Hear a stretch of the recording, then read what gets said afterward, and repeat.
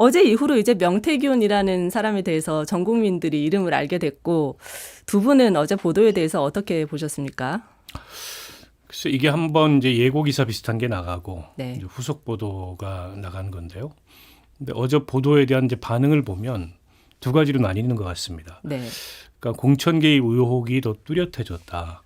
결국 김건희 여사 이제 특검 어제 국회에서 통과가 됐는데 네. 공천 개입 의혹도 특검의 수사 대상으로 포함해서 이 특검이 수사해야 된다.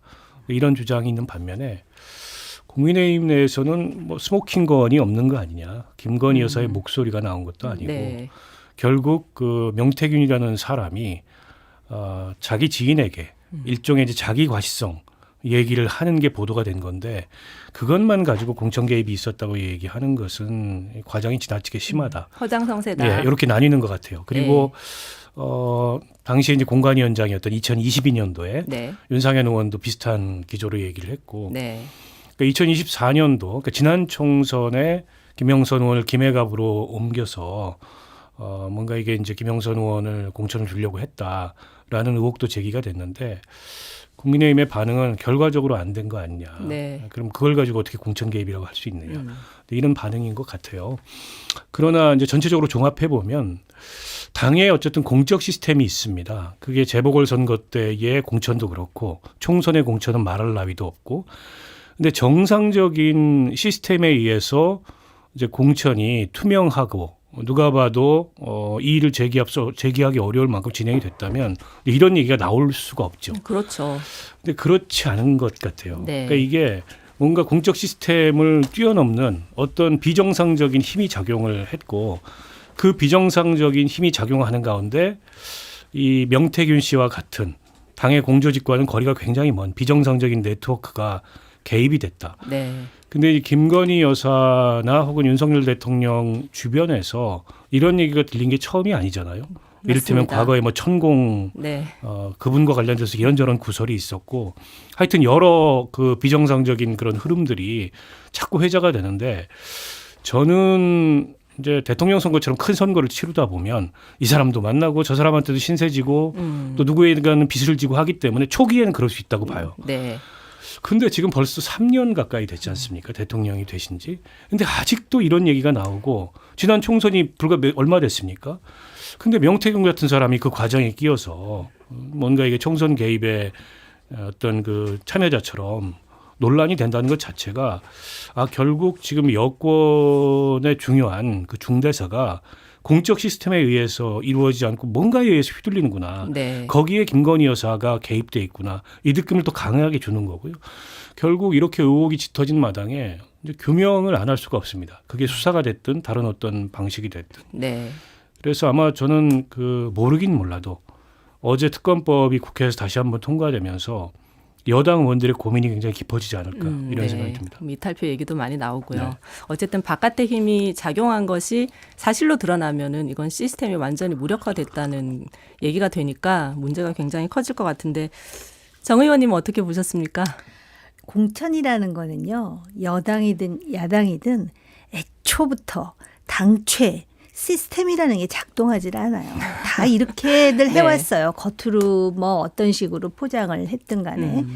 그런데 예상한 대로 많은 사람들이 놀라고 당혹스러워했지만 또 보기에 따라서는 핵심이 빠진 게 아니냐. 네. 즉 여사의 목소리는 전혀 나오지 않았습니다. 텔레그램도 공개가 안 됐고요. 그렇기 때문에 과연 이것이 결정적인 증거가 될 수 있느냐 이러한 의견으로 양분이 되고요. 그렇기 때문에 뉴스토마토가 앞으로 시리즈로 또 무엇을 터뜨릴 것인가에 많은 사람들이 지금 주목하고 있는 것 같아요. 네. 그러니까 그리고 지금 통화 상대로는 명태균 씨와 김영선 의원의 측근 내지는 보좌진 중에 한 사람 이렇게 이제 알고 있잖아요. 네. 근데 텔레그램과 관련해서 또 명태균 씨가 고소를 하면서 나와 김 여사가 주고받았지 본인과 김영선 그러니까, 김영선과 김 여사와는 주고받은 게 없다라는 없고. 것을 왜 명태균이 얘기를 했는지는 모르겠으나 네. 그렇게 얘기하면서 고소를 하잖아요. 네. 그래서 혹시 명태균이 엑스맨인가라고 의심하는 사람들도 꽤 있어요. 그러니까 네. 고소를 한다라는 건 자기 걸 다 오픈하겠다라는 맞아요. 것인데 그럼 텔레그램뿐만 아니라 모든 것을 다 오픈해야 된다는 소리거든요. 그렇죠. 경찰과 검찰 앞에서. 네. 근데 그걸 하겠다고 결심한 배후에 명태균이라는 사람의 매우 복잡한 산법이 들어가 있는 게 아닌가 또 의심하는 사람들도 있다라는 것이고요. 네. 대중의 입장에서는 그 영화 중에 헤어질 결심이라는 영화가 있는데 지금 대중들은 이미 의심할 결심을 하고 있는 것 같아요. 네. 이게 사실은 대통령 부인의 입장에서는 굉장히 불리한 상황이거든요. 맞습니다. 그런데 또 대통령실에 물론 이제 두 분이 지금 체코 순방 중이기는 하지만 너무 조용해요. 그냥 뭐 추이를 지켜보고 있을 상황이 아닌데 지켜보겠다라고 하거든요. 지난주에도 제가 나와서 이 정도면 경로해야 된다는데 이거는 급 대노해야 될 상황인데도 말입니다. 이런 상황까지 왔는데도 거의 침묵하다시피 하고 있는 게 더 의혹을 키운다. 생각보다 조용한 사람이 또 한 사람이 있어요. 바로 예. 이준석 의원이에요. 이준석 의원이 내가 텔레그램을 나도 봤는데 별 내용이 없다 그랬을 때는 저는 봤다에 방점이 있다라고 자신 있게 말을 했는데 예. 본인이 빠뜨린 게 있었어요. 김영선이 나를 찾아와서 개혁신당과 이런 얘기를 했다라는 그거는 빼고 네. 본인이 봤다라는 얘기를 처음에 먼저 했기 때문에 듣는 사람으로서는 거기서 오해가 있을 수밖에 없고요. 네. 그런 상황에서 지금 이준석 전 대표, 이준석 의원에 대한 많은 얘기가 있음에도 불구하고 평소에 달변이고 다변이었던 이준석 의원이 뭐 SNS에 글은 올리고 있으나 상대적으로 조용하다. 그런 부분에 대해서도 많은 사람들이 의심의 눈을 예. 보고 있어요. 왜냐하면 젊은 사람이고 개혁신당인데 만약에 거기 연루됐다면 이건 구태 정치거든요. 네. 그래서 여기서 실망할 수 있는 공간이 지금 생겼다라는 거에 대해서 이준석 의원과 천하람 의원은 조금 성찰할 필요가 있고요. 예. 이런 상황이 되면 당사자들은 상당히 이제 혼비백산해서 이성을 잃기 마련이거든요. 이럴 때일수록 자기가 정당하다, 자기가 잘못한 게 없다 그러면 당당하게 나서서 밝히고요. 잘못한 게 있다면 대한민국 정치판에서는 가릴래야 가릴 수는 없어요. 아, 네. 오늘 뉴스토마토 기자가 김정배의 시선집중에 출연을 했습니다. 그래서 여러 가지 얘기를 해줬는데 다른 공천 개입 사례도 있다. 김영선 전 의원이 아닌 다른 사람 공천 문제다. 이런 얘기를 했거든요. 파장이 계속 이어질 것 같습니다. 근데 이게요, 지금 제가 아까 말씀드렸잖아요. 네. 일단 그 명태균, 김영선 의원 관련해가지고 그러면 여기가 끝이에요. 더 이상 이 사건과 관련한 다른 증거 자료는 없다라는 거예요. 그리고 이제 또 다른 사람 얘기를 한다는 거잖아요. 네. 그러니까 이런 식이에요. 이렇게 여기저기 이렇게 찔러본다. 찔러대면서 사람들로 하여금 의심만 확산하게 만드는데 이런 일일수록 결정적인 증거가 필요해요. 물론 이제 뭐 여러 가지 상황 때문에 여사의 목소리를 공개하기는 어렵다 뭐 그렇게 뭐 이유를 대지만 글쎄요, 이거 가지고 흥분할 사람들은 많죠. 특히 이 정당이나 대통령의 집권에 대해서 반대하고 비판하는 목소리를 가진 사람들은 이거 가지고도 충분히 흥분할 수 있지만 네. 중요한 거는 명백한, 명징한 물적 증거 아니겠습니까? 그렇기 때문에 뭐 이 정도 했는데 다른 사람 거 없겠어요? 그거는 합리적으로 추론할 수 있는 일이지만은 과연 명태균, 김영선, 그다음에 여사가 연루됐다라는 이 이슈와 관련해 가지고는 예. 더 이상의 증거가 없는지가 저는 더 궁금해요. 네. 그러니까 이게 뭐 소문은 굉장히 무성합니다. 그러니까 2024년도 그 총선, 그러니까 지난 네. 총선이죠. 한동훈 대표의 얘기를 저는 주목하고 있는데 한동훈 대표가 말을 굉장히 아껴요. 이 이슈에 대해서 별로 말을 안 하는데 네. 이제 최근에 최고위원회 비공개석상에서 했다는 얘기를 보면 우리 공적 시스템에 문제가 될 만한 일을 전혀 하지 않았다라고 이제 본인 그래서 이게 이제 당에 뭔가 누가 되거나 당에 어쨌든 정치적으로 문제가 될 소지가 있는 거는 자기 선에서 다 차단했다라는 네. 얘기를 하는 것 같아요. 예. 그 얘기를 뒤집어 보면 그런 시도가 그런 비정상적인 영향력을 미치려는 시도가 아예 없었던 건 아니다. 이렇게 읽을 수도 있잖아요. 하지만 내가 차단했다. 네. 그래서 없었기 때문에 공천 개입도 아니다. 이제 이런 논리가 지난번 대통령실에서 뉴스토마토 첫 보도에 대한 해명이었는데 예. 그 논리는 굉장히 좀 이상합니다. 그러니까 사실은 그런 팩트 자체가 있었느냐 없었느냐 이걸 묻고 있는데 네. 뭐 공천 개입이 아니다. 왜냐하면 공천이 안 됐기 때문에 이거는 이제 살인이 안 되면 살인 미수도 없었다 이런 얘기가 비슷한 거잖아요. 네. 굉장히 이상하고 제가 더 개인적으로 좀 주목하는 거는 2022년도 재보궐선거가 지방선거예요. 동시에 치러졌는데 네. 그때는 지금의 비할 나위 없이 비할 바 없이 그러니까 지난 총선 때하고는 비교할 수 없을 정도로 윤석열 대통령의 힘이 셌을 때입니다. 그렇죠. 취임하기 직전이었거나 네. 취임한 직후 요 무렵이었습니다. 네. 그러니까 지금 이 김영선 전 의원의 공천이 확정된 것도 5월 10일 확정 발표가 났는데 그게 취임식 날이었습니다. 네. 그리고 5월 9일 날 뭐 그런 식의 통화가 이루어졌다고 맞아요. 지금 전날이었죠. 명태균 씨가 예. 그 지인에게 이제 예. 과시하듯이 얘기를 했던 거고 그렇게 본다면 2022년도 공천에 그런 문제가 지난 총선보다 더 있었을 가능성이 있다. 그리고 여의도에 돌아다니는 소문을 보면은 물론 이제 근거는 뚜렷하지 않지만 당시 지방선거에도 상당히 이런 류의 비정상적인 공천이 있었다. 이런 소문들이 돌아다니거든요. 네.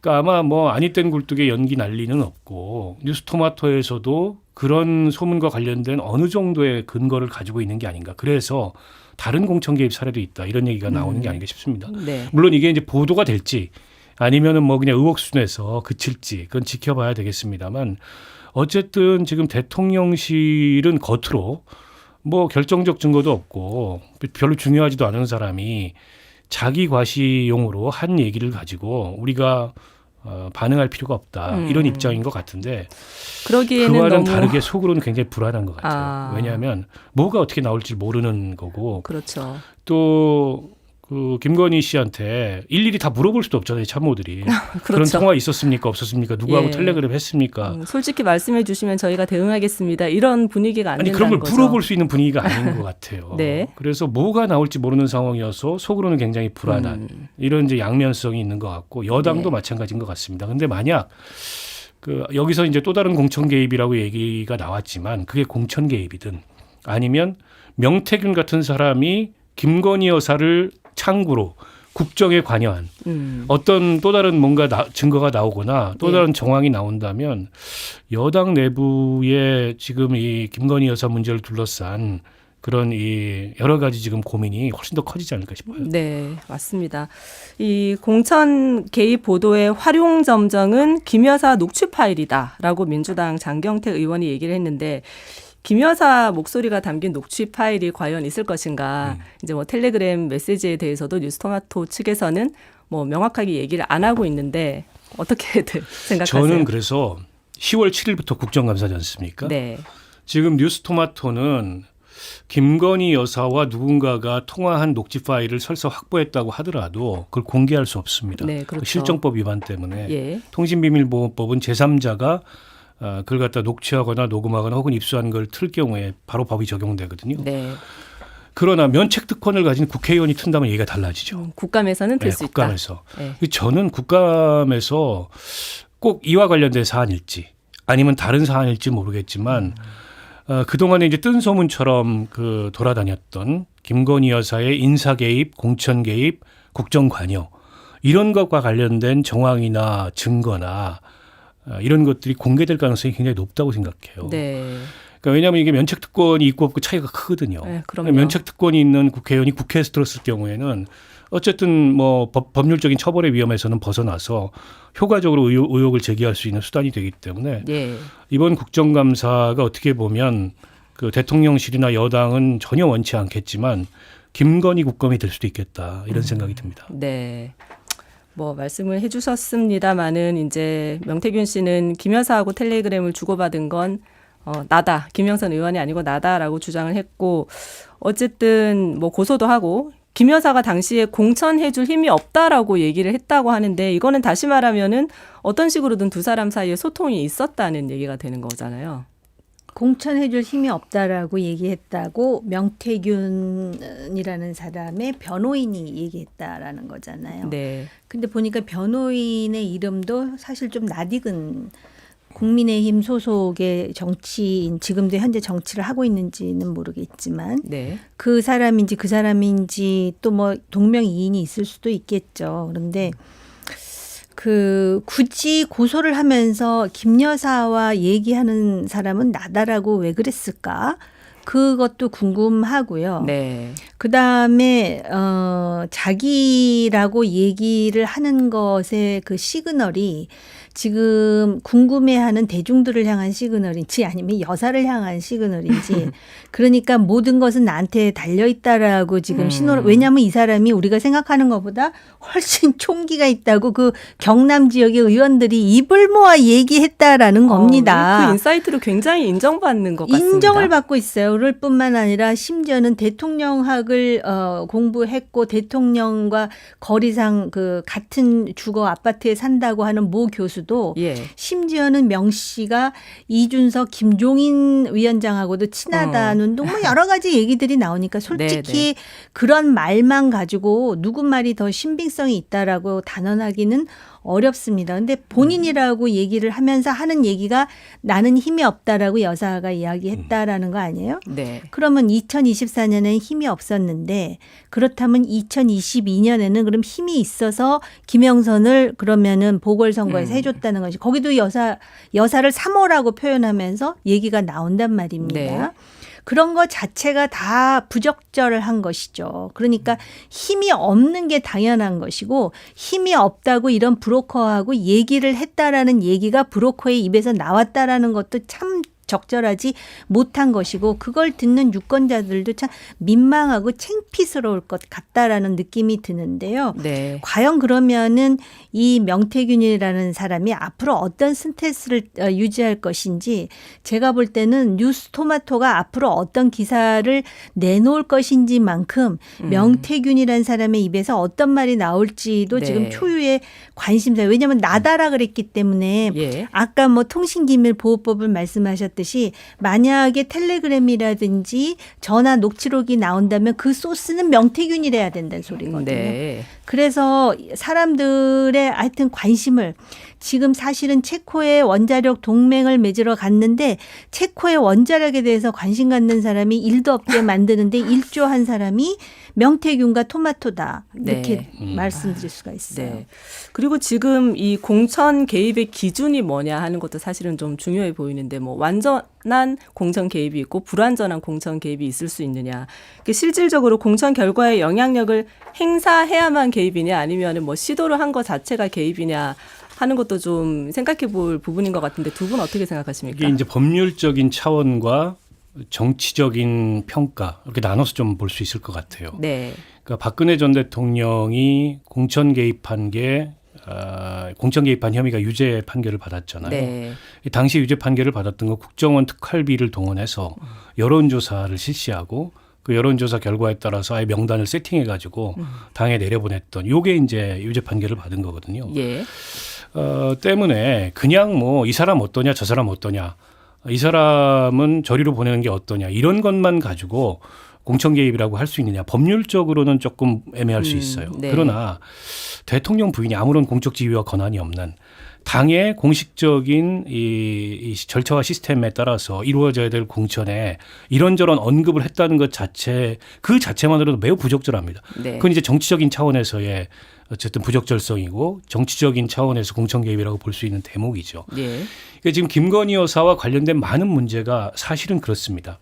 그러니까 법률적으로까지 문제가 될 수 있는 소지가 있는 건 주가 조작, 그건 뭐 개인적 그 영분이 되기 이전에 그런 이슈였고 또 명품백 받은 거. 네. 이건 이제 아직 수사심의위원회 최종 결론이 안 났기 때문에 법률적으로 최종 결론이 안 났지만 그런 문제인데 그 이외에도 정치적으로 굉장히 부적절하다는 논란들이 굉장히 많아요. 근데 그에 대해서 아무런 언급도 안 하고 해명도 안 하고 뭐 국민들이 어떤 시선으로 보든 그와 관련돼서 뭐 언론이 어떤 시선으로 평가하든 아랑곳하지 않는 네. 이것 때문에 지금 국민들의 분노가 더 커진 거 아니겠습니까? 오히려 더 활동을 활발하게 하고. 그러니까 저는 이번 사안도 그럴 것 같습니다. 이미 김건희 여사와 관련된 각종 그 구설과 논란 때문에 여론이 굉장히 악화되어 있는데 네. 급기야 이제 이런 공적 시스템을 뛰어넘는 비정상적인 그런 행동이 김 여사 주변에서 일어났다라는 게 또 한 번 이렇게 확인이 되고 더군다나 그게 이제 공천 문제다라고까지 네. 이게 구체화된다면 이거는 법적으로 처벌 가능성이 있느냐 여부를 떠나서 정치적으로 그 자체로 매우 부적절하고 네. 경우에 따라서는 야당에서는 이게 이제 탄핵의 도화선이 될 거다라고까지 쟁점화시킬 만큼 부적절한 그런 사안이죠. 네, 뭐 민주당 쪽에서는 심리적 정권 교체 이런 표현도 쓰긴 하더라고요.